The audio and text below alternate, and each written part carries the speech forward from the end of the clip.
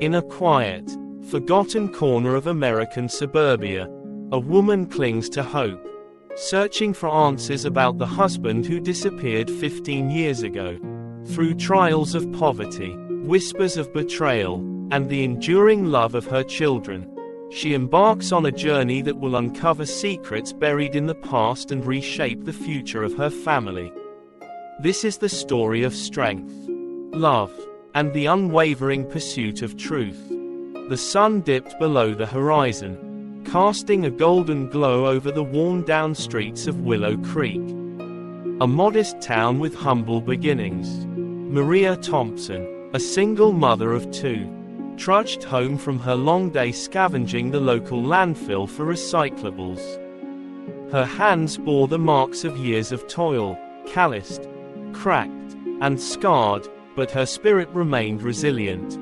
Her modest home on the edge of the town was a patchwork of repairs. A roof held together with old tarps and duct tape, and windows lined with plastic sheets to keep out the winter chill. 15 years ago, Maria's life was different. She had a loving husband, David, and the promise of a brighter future. David was a contractor, skilled, honest, and adored by all who knew him. But one day, during a construction project in a neighboring city, he vanished without a trace. For months, Maria searched for him, questioning everyone he knew and even venturing into the city to find leads. Yet every trail grew colder, and she was left with whispers of an accident and faint rumors that David might have abandoned her for a wealthier life. The small community of Willow Creek was not kind to Maria. Whispers followed her wherever she went, neighbors speculating whether David had truly died or chosen to leave his family behind.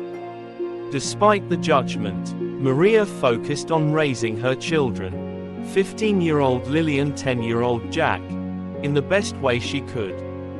Lily was mature beyond her years. She had taken on the role of second caretaker in the household, cooking meals, helping Jack with his homework, and excelling at school despite the odds.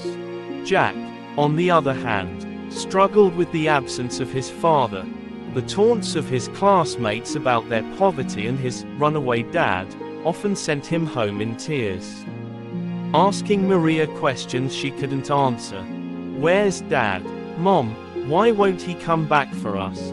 Jack had asked countless times, his innocent eyes filled with longing. Each question pierced Maria's heart, yet she always replied with the same shaky reassurance. "He will, sweetheart. One day, he'll come back." It was on one such evening, as Maria rummaged through the landfill under the fiery hues of the setting sun, that her world shifted. A sleek black car rolled into view, its glossy surface a stark contrast to the grime of her surroundings. A tall man in an expensive suit stepped out, exuding an air of authority and detachment. Maria froze, her breath caught in her throat. There was something achingly familiar about him, his posture, the set of his jaw, even the way he adjusted his tie.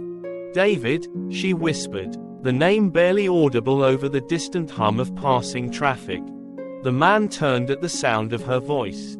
For a fleeting moment, their eyes met, and Maria's heart raced. She took a step forward, hope surging through her veins like a lifeline. But his response shattered her world. His expression remained cold, his eyes empty of recognition. "I'm sorry, Mom," he said with a clipped tone. "You must have me mistaken for someone else." Before she could respond, he got back into the car, leaving Maria standing amidst the landfill's filth, her mind swirling with disbelief. Could it truly have been him? And if it was, why would he deny knowing her? That night, Maria sat alone in her dimly lit kitchen, the faces of Lily and Jack glowing softly under the weak bulb. She stared at an old photograph of their family, David holding baby Jack, Lily clinging to Maria's side, all of them smiling. The man she had seen today looked exactly like the David in that photo, And yet, his demeanor was unrecognizable. The next morning, Maria made a decision. She would not let this encounter go unanswered, with the faint hope that the man was indeed her long-lost husband. She resolved to uncover the truth. What she didn't know was that this quest would lead her down a path far darker and more complex than she had ever imagined. Maria Thompson couldn't shake the image of the man from the landfill. Everything about him, the way he walked, the curve of his smile, reminded her of David. That morning, after making sure Lily and Jack were at school, she packed her meager savings into a small purse and headed toward the nearby city of Greenridge, where the landfill bordered an upscale district. Maria had no clear plan, just the determination to confront the truth.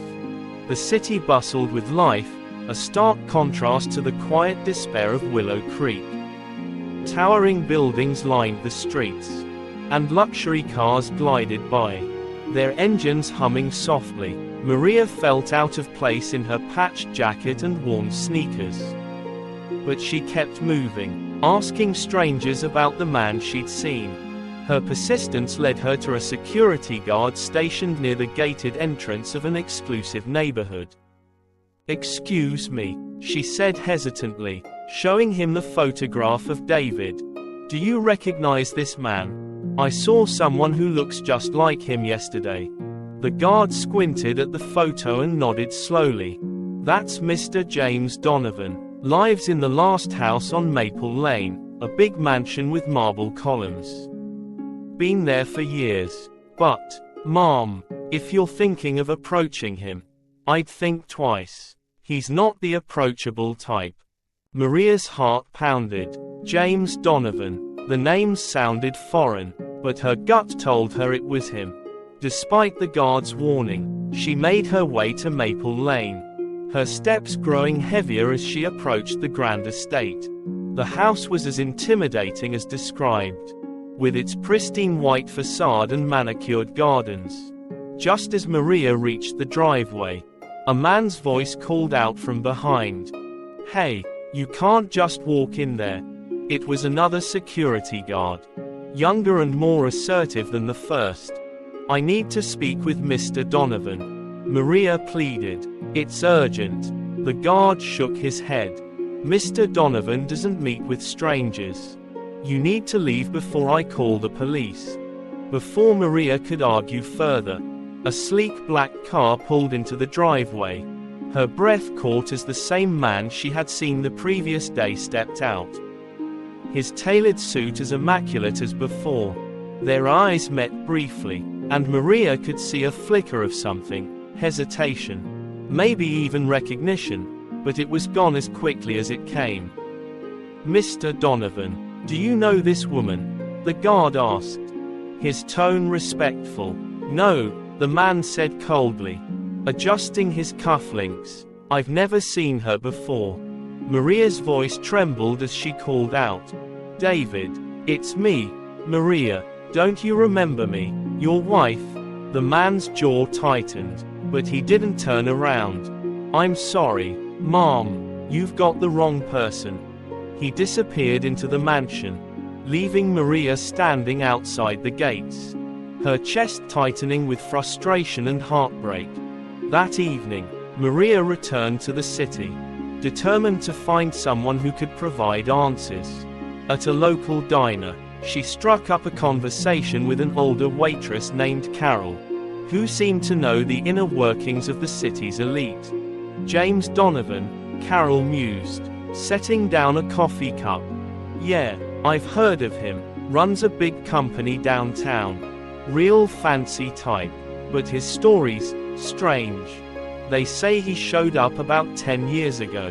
No past, no family. Rumor has it he was involved in some accident and lost his memory." Maria's fingers tightened around her coffee mug. An accident? Lost memory? Could this explain why David didn't recognize her? "Do you know who helped him after the accident?" Maria asked. "Yeah, some big shop businessman named Harold Fletcher. Owns half the city, they say. He took Donovan under his wing. Gave him a new life. Makes you wonder, doesn't it? Why would someone like Fletcher bother with a nobody? The puzzle pieces began to form a picture.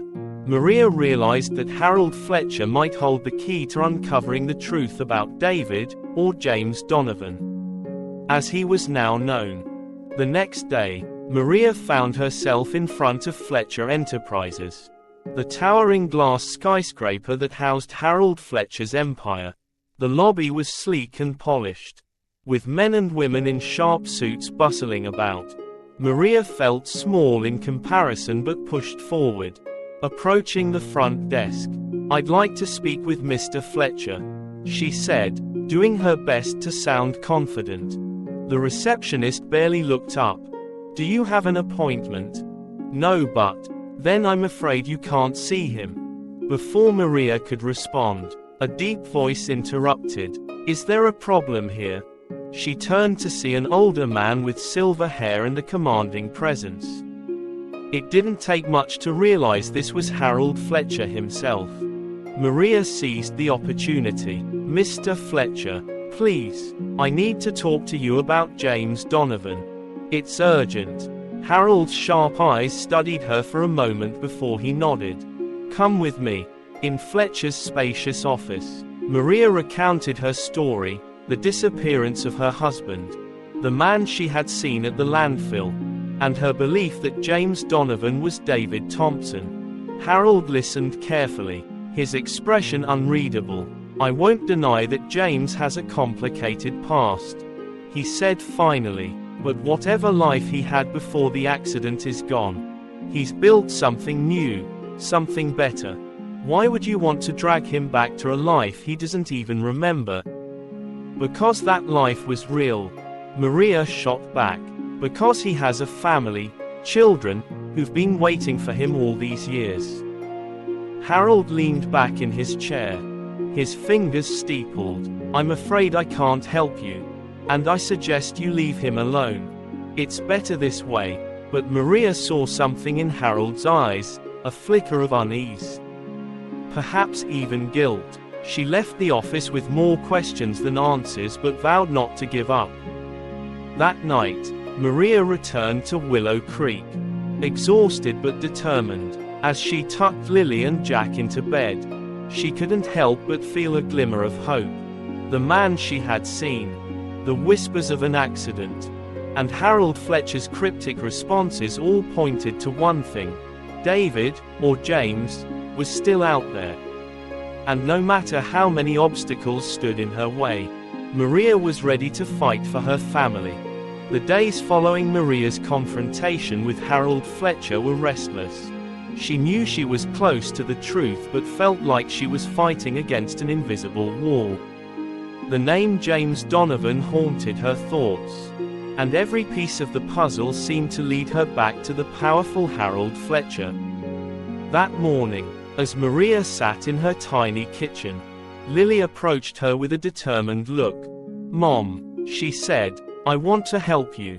I've been looking online, and I found a photo of James Donovan from a charity gala last year. It's him. It's Dad." Maria's heart raced as Lily handed her a printed photo. There he was, standing beside Harold Fletcher, dressed impeccably, his smile radiant yet distant. The image solidified what Maria already knew in her heart. "He's so different," Maria whispered, running her fingers over the photograph. "But it's him." Later that day, Maria decided to take the next step. With Lily's encouragement, she called in a favor from a childhood friend, Ethan Burns, who now worked as a freelance journalist. Ethan had a reputation for digging deep and uncovering hidden truths.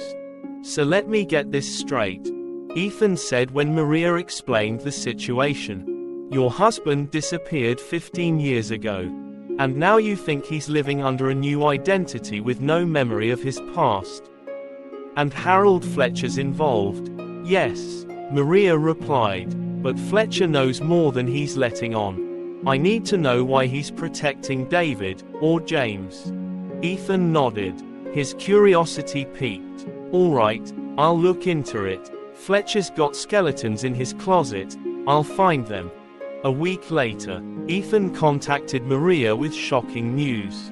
Maria, you were right, he said. I found records from 15 years ago about a massive explosion at a construction site in Greenridge. Harold Fletcher's company was managing the project, and there were reports of serious safety violations. A worker, David Thompson, filed a formal complaint just days before the incident. The explosion was labeled an accident, but no bodies were recovered. Fletcher likely faked David's death to cover up the scandal. Maria's hands trembled as she absorbed the revelation. But why would he save David and give him a new life instead of silencing him completely? Ethan hesitated before answering. Because David had evidence, something Fletcher needed. I believe Fletcher wiped his memory to keep him under control. Maria's mind raced.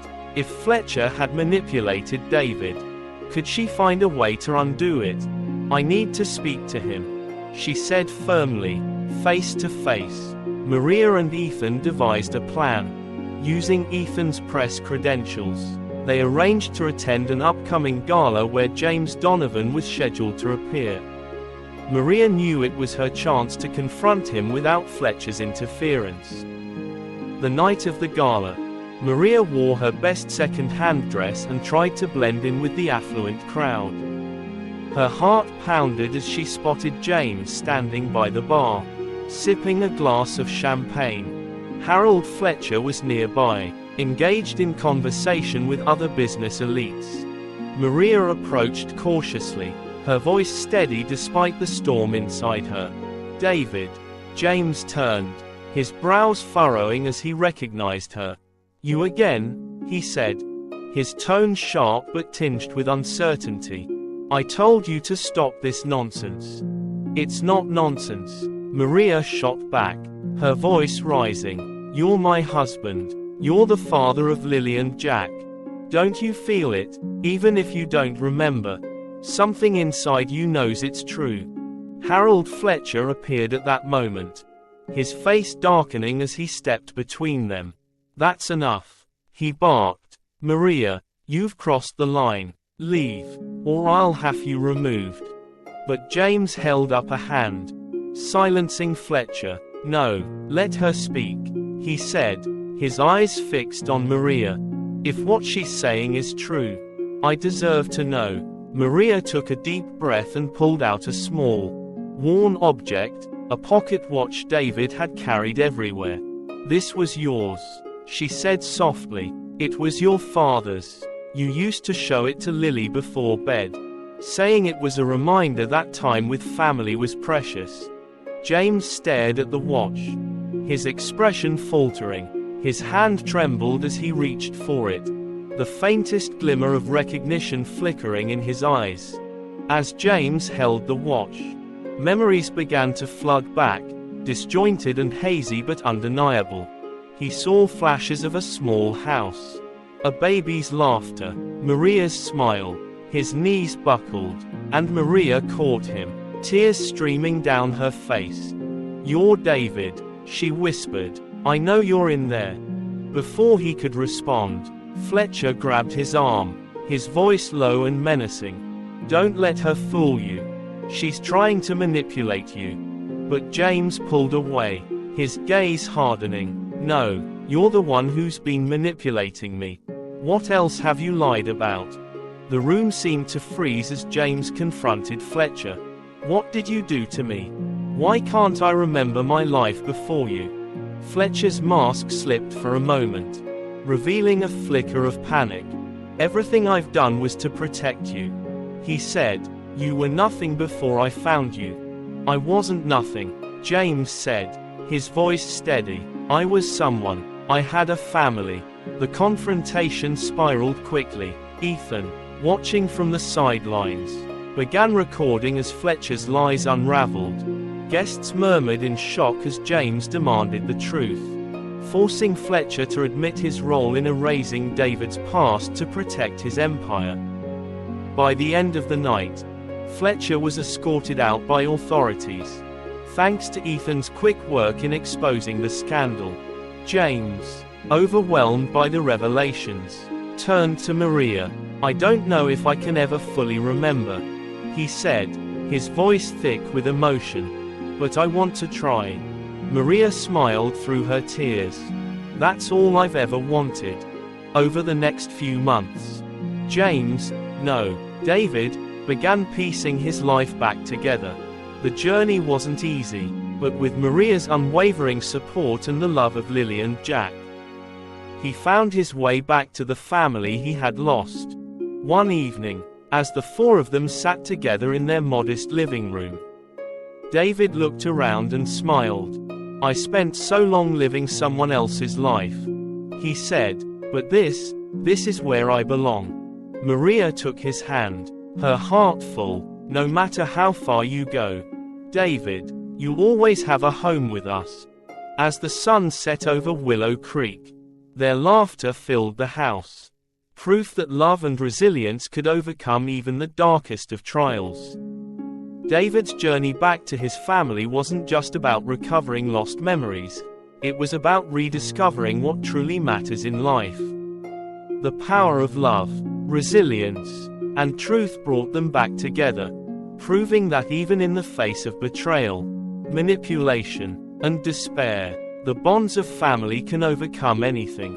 As the Thompson family sat under the soft glow of their humble living room light, their laughter filled the air. They had faced immense challenges, but through courage and unity, they found their way back to one another. Their story reminds us all that no matter how far we drift or how lost we feel, love and family will always guide us home. This story holds an important lesson for all of us. In today's fast-paced and often materialistic world, it's easy to lose sight of what truly matters.